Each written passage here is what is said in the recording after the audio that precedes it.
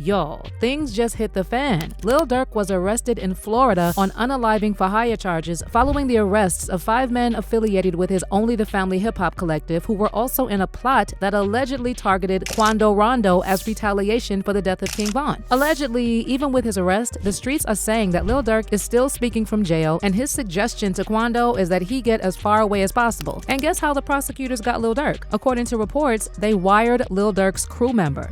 There's a guy named OTF Jam. That was wired. Very ironic name. Jam now he put everyone in a jam. Did 12 years. 12 got years. out, interviewed, said he kept it real, brought him cars, gave him 50,000. Right. This. Made mention that ain't no smut on his name. He ain't never been a rat. Caught a gun case. But eventually he flipped. I mean, it's always something cray-cray happening in Hollywood, so how about we just get right into breaking this entire case down? Okay guys, before all this ripple effect of people getting unalived left, right, and center, all these artists were just trying to make it in the industry. Lil Durk obviously had his breakthrough in the 2010s after signing to Def Jam Records and releasing the albums Remember My Name in 2015 and Lil Durk 2X in 2016. He later signed with Alamo Records and earned his first Grammy nominations for Laugh Now, Cry Later, a collaboration with Drake in 2021. He also topped the Billboard 200 for the first time with 7220 with 7220 in 2022 and released his biggest hit, All My Life, his Grammy-winning collaboration with J. Cole in 2023. In addition to trying to make it, there was a pretty solid relationship between Durk, Rondo, Youngboy Never Broke Again, who signed Quando Rondo to his Never Broke Again imprint in 2018, and King Von, who was signed to Durk's OTF label. But from my understanding, ma'am, it was a love. I had a relationship with the big bro. Not want to say his name. Not, you feel me? You know what I'm talking about. Cool. The dude that was on my album. Okay. Like, it was all love with us from my understanding. I've heard you say positive things about him. You feel me? As an artist, and y'all hung out. Now, as young King Von's profile rose with the success of the Crazy Story series in 2018 and 2019, he crossed paths with both Quando Rondo and Youngboy, and there are actually receipts showing Rondo and Von on friendlier terms years ago. But tension started brewing after an Instagram live session where King Von dissed some of Youngboy's music, and this sparked a series of social media exchanges, subs, and even photo ops involving respective exes. The situation then escalated in November 2020, and in one of King Von's interviews where he appeared on Academic's live stream, he provided a quick update on the tension with Youngboy and downplayed any beef, saying, "They be saying that a lot. It's like we got the same issues and and you know how the internet will try to make it, but it ain't nothing sincere, nothing that you should worry about." But after downplaying the beef, a few days later, Quando was involved in the deadly Atlanta incident that claimed the life of King Von. Based on reports, Quando was napping in a car outside the club, and when he woke up, Von's crew was there, and things suddenly got tense. There was actually surveillance footage that was making rounds that appeared to show King Von throwing punches at Quando Rondo and his crew, and this is the exact same thing Quando said. Anything which anybody should do. Right. And everybody knows you there right now because people were taking pictures with you. Come on, man. You feel me? Boom, bam. Boom, bam. I walk from the car. I turn around to walk up. I see a group of people coming. In my mind, I'm just thinking regular in reality, like you would think. I'm about to let these people walk past me. I'm not about to try to go through these people or nothing like that.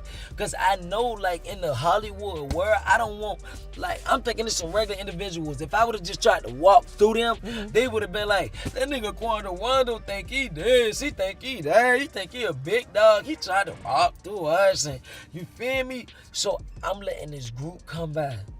Next thing you know, it hit me. So the incident reportedly took place at around 3 a.m. and at the time, the Atlanta Police Deputy Chief said that the physical altercation escalated into an exchange with the two groups. He also said that 2 police officers who were working at that particular club or lounge noticed the altercation and engaged some of the people involved, and there was an exchange with police as well. Unfortunately, King Von did not make it out alive. Then just hours after the incident, Timothy Leaks, also known as Lil Tim, was arrested and charged. 2 weeks after the incident, Quando Rondo released a song titled end of story, apparently addressing his role in the incident. And he claimed the incident was self-defense, rapping, "He shouldn't have never put his hands on me. Look at the footage. That's all the evidence." In addition, while speaking to Angela Yee in an interview, Quando Rondo also claimed he and his entourage were merely acting in self-defense. Tensions were actually still high a couple of weeks after the incident when Quando Rondo canceled a performance he was supposed to do in Macon, and he blamed the mayor and the local police for the cancellation. In fact, one of Rondo's associates claimed that another Chicago rapper, 600 Breezy, put a request into the police. This was the second show of Rondo's to be canceled, with another one in Brunswick also being axed due to his legal situation. At the time, these events sparked rumors that Durk was buying tickets to Rondo's shows to intimidate him. There were also screenshots which started going viral, showing alleged direct messages between Quando and Durk. And in the messages, Quando was asking to talk things out with Durk, but Durk wasn't interested. With the screenshots making rounds, Quando took to IG stories to deny the screenshots, writing, "Don't believe no internet-ish. I ain't DMing nobody, and I don't have a Facebook or Snapchat." Okay, what followed in this drama was that sometime in 2021, Lil Tim was granted a $100,000 bond and released from jail after spending 4 months behind bars. And Rondo was so overjoyed that he announced the news on his Instagram. And a couple of days later, during an Instagram live session, Chicago rapper and King Von's friend Lil Reese was asked how he felt about Tim's release. And he said they were going to roll his behind up real soon. Now, for a while, things kind of de-escalated until the incident in 2022 that took out Quando's cousin. And then recently, when Lil Durk and the 5 members of OTF were arrested. The 5 men, Kavon London Grant, DeAndre Dontrell Wilson, Keith Jones, David Bryan Lindsay, and Asa Houston, who prosecutors allege have ties to Only the Family, were arrested in Chicago and appeared at the Dirksen U.S. courthouse. They were accused of attempting to off Quando Rondo at a gas station in Los Angeles in August 2022, but ended up fatally hitting Quando's cousin, who was with him at the time instead. For those who recall, Quando was filmed at the scene of the crime, screaming as his cousin's body was pulled from the black Cadillac Escalade sprayed with bullets. Then soon after the incident, Quando shared a few posts on Instagram, now deleted, commemorating Lil Pab. And in one photo, he and Pab were dressed in all blue and wrote in the caption, "My cuz," followed by a crying emoji. He also added a pair of commemorative posts to his Instagram stories as well, with Tupac's Life Goes On playing in the background. And he shared another photo of himself with Lil Pab in the caption, "You hurt my heart, cuz." Well, that is what has led to the arrest of Lil Durk. And according to prosecutors, the group of 5 carried out orders from and relied on the resources of OTF, with flights and rental cars paid for with a credit card associated with the label. Apparently, the OTF members acted on the orders of Durk, who prosecutors believe was looking for revenge for King Von's October 2020 death after the clash with Quando's camp in Atlanta. The indictment also alleges that Durk was attempting to flee the country at the time of his arrest. Prosecutors claimed that following the OTF arrests, Durk booked flights to Dubai and Switzerland, and then arranged a private jet to Italy, and he was arrested while heading to the airport. The feds also say that telecommunications records show a phone number associated with Durk was looking to cover his tracks when he texted one of the defendants, "Don't book no flights under no names involved with me." But here's where it gets even more interesting. Allegedly, one of Durk's crew members has been wearing a wire for 2 years, and that's how the prosecutors were able to get all the information they needed to build a case. I think obviously there's been some rumors that there's been a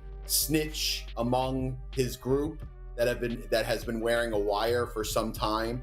And if that's the case, it's going to be a very difficult case for everyone involved, depending on how much talking there was going on. What I thought was interesting with the indictment is, a lot of things around Durk basically revolve around funding, that he paid for airport, he paid for flights, he paid for hotels, he paid for car rentals, all these things that they utilized in this, quote unquote murder for hire plot. So that's really where they're tying him in right now.